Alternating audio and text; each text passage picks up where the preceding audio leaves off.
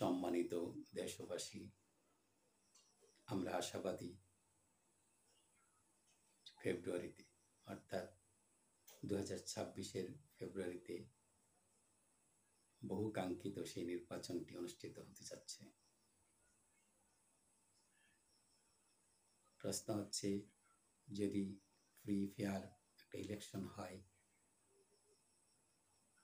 কোন দল কত আসন পাবে, পরিশেষে কারা সরকার গঠন করবে?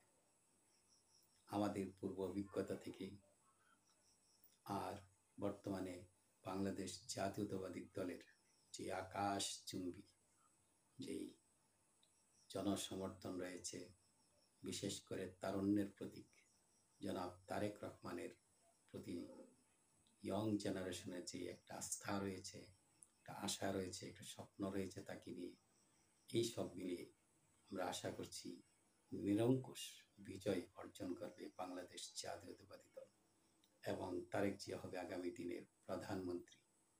যদি তা হয়, দেশ এবং জাতির জন্য মঙ্গলজনকই হবে। ধন্যবাদ সবাইকে।